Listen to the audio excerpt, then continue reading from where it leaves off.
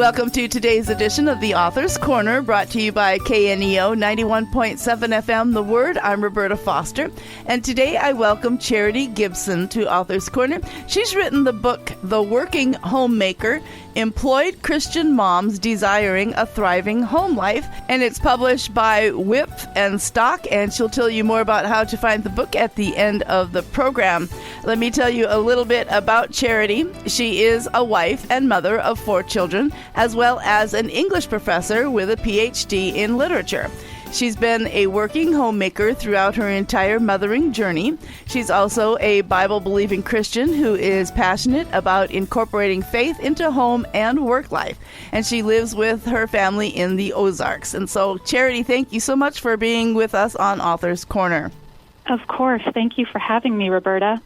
Well, first of all, we hear terms such as housewife and mom, and not very often do I hear the word homemaker. And so why don't you define to us what is typically thought of as a homemaker and how it might differ from a housewife or a mom? Well, the way that I approach the term homemaker in thinking about this book was traditionally pretty similar to the way that people think of a housewife, I would say, which would be both a housewife and a homemaker traditionally are often thought of as being a woman who is probably a mom, but who stays home full-time and takes care of the household duties, as opposed to having some sort of paid employment. And I myself, I have worked since having my children, and before that as well. But I also have felt very drawn to my home, not just as a physical place, not just as a house, but to home as kind of this sanctuary from the outside world, in a place where we can foster and cultivate relationships. And so I wanted to kind of explore the possibility of women of all sorts, those who are home full-time, as well as those who are outside of the home, the way that we can all kind of come together in solidarity and in unity in embracing this idea of a homemaker as something that really kind of capitalizes on these gifts that we've been given by the Lord to be nurturers, to employ our emotional intelligence and our capacity for building relationships. Well, and you mentioned the unique gifts that we're all given, and so it's not necessarily a one way for everybody, is it? No, and I think that can feel limiting for some women when they think about a homemaker being someone who is in the kitchen with an apron on, making homemade bread or whatever that looks like for them. But that certainly could be part of what someone's homemaking experience is like. But it could also focus a lot more just on the big picture aspects of what are my priorities for my family? How am I limiting our schedule so that we are spending ample time in our home, regardless of how into those domestic arts a woman feels like she is or maybe isn't. And so it sounds like this is something that needs to be discussed probably early in a marital relationship so that the family grows in the direction they want it to. I think that certainly would be very helpful. Even though the book is primarily written for women, there is one chapter where I specifically explore kind of this partnership that husbands and wives need to have, and the way that if the home is going to be this place of harmony and growth for the family, that it certainly needs to be something that both of them are valuing homemaking and seeing the ways that they both have a role to play in what's happening at home, and the way that we would both be engaging with our children as husbands and wives. Would you say that the majority of households include a mom who works outside of the home? Well, the research that I did show that about 70% of women who have children 18 or below are in the workforce. So it does seem that overall, and again, this could be different in somebody's particular circle of friends or community group, but overall, about 70% of mothers who have younger children at home, yes, they are in the workforce. So what do you feel are some of the challenges today that pull families and individuals away from this concept of homemaking? Yeah, I think there are a lot of them today. for women who are working and are not just seeing it as a job or a career.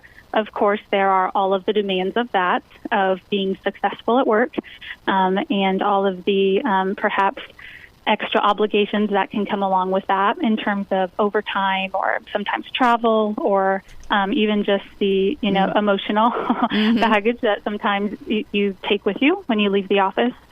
And then thinking about families in general, I think that busyness is something that not just adults, but children really struggle with. And there is a lot of opportunities out there that can be great beyond the school day when we're thinking about sports and fine arts and extracurricular and church involvement and social engagement. That when you put those two things together, the work requirements and then just everything else that the family maybe isn't required to do, but might feel obligated or tempted to do because of social norms, then it really can add up to very little time being spent at home. Today I'm talking with Charity Gibson regarding her book, The Working Homemaker, which is published by Wimpf and Stock, and you're listening to Author's Corner. I'm Roberta Foster. So, Charity, you talked about a few things that can make it difficult for the working out of the ideal of homemaking. How can people's specific gifts and talents help to structure the homemaker more in the family lifestyle?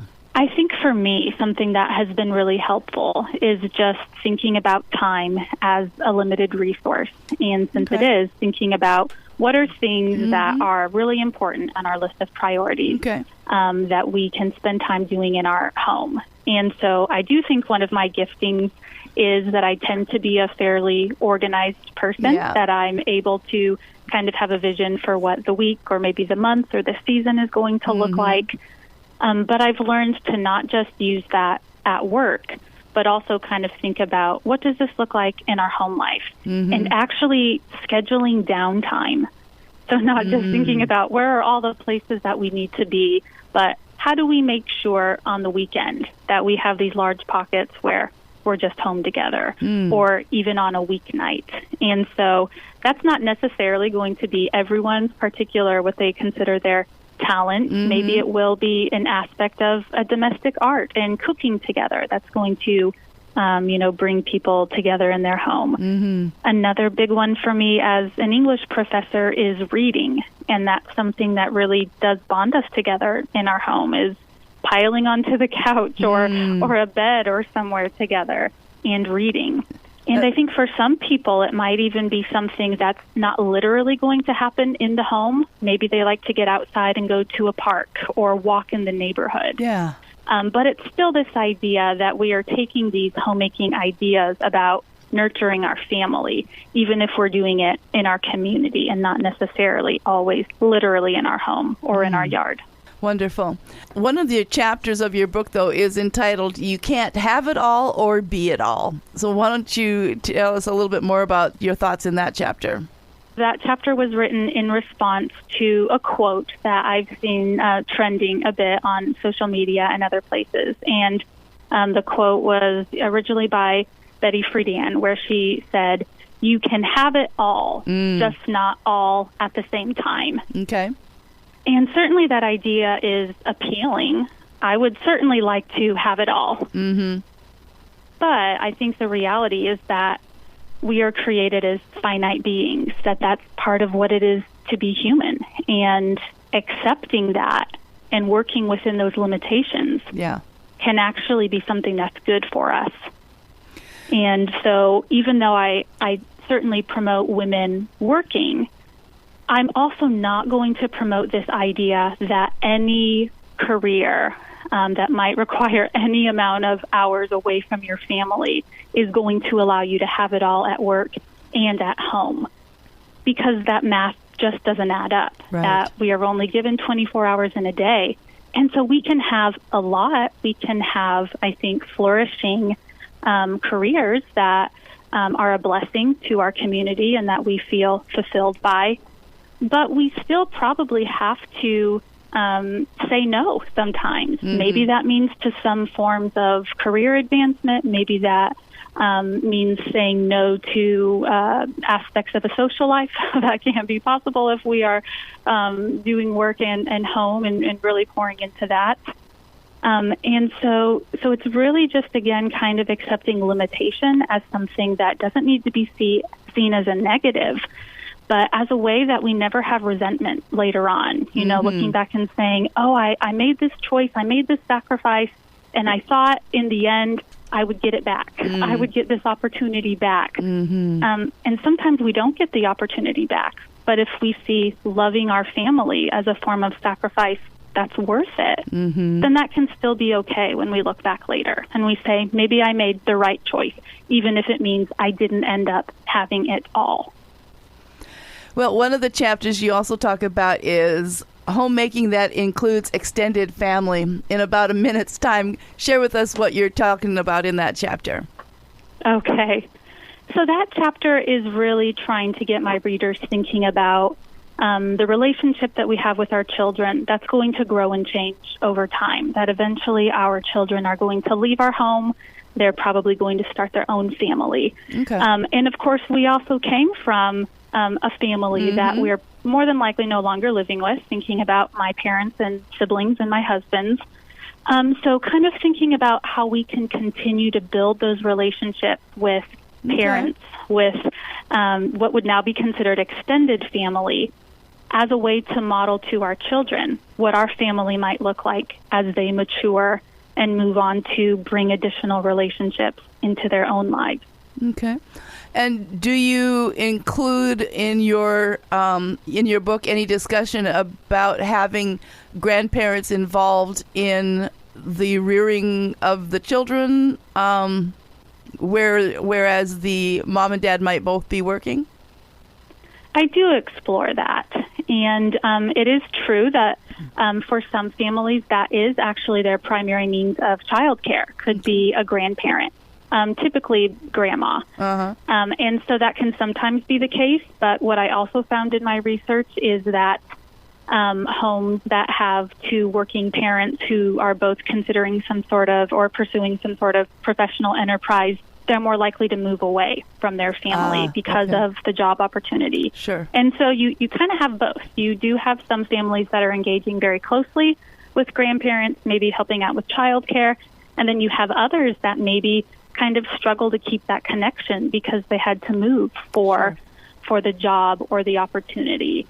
And I think both sorts of relationships have challenges that, you know, any time that you're interacting very closely with someone, and especially something as near and dear to your heart as how your children are being raised, you know, there's the possibility of tension there sometimes. Sure. But really just, you know, thinking about why is this relationship precious?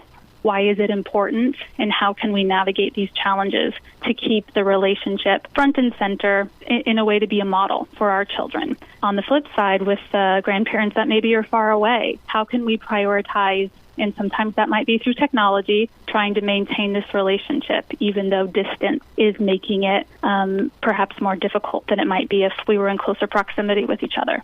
Well, today I have had the pleasure of talking with Charity Gibson about her book, The Working Homemaker, Employed Christian Moms Desiring a Thriving Home Life. Charity, how can people find out more about your book, connect with you, and learn more about what you're up to? Well, thank you for asking. I do have a website. It's charitygibson.com, and there's more information about me and the book as well that's available through the website. I also have a monthly blog that I'm writing there, and so people could follow that monthly.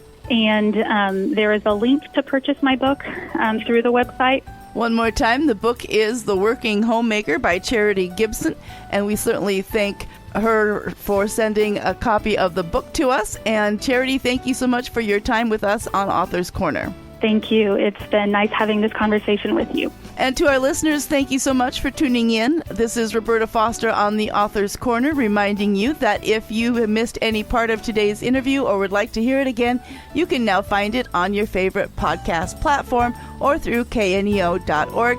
And I invite you to join me again next time.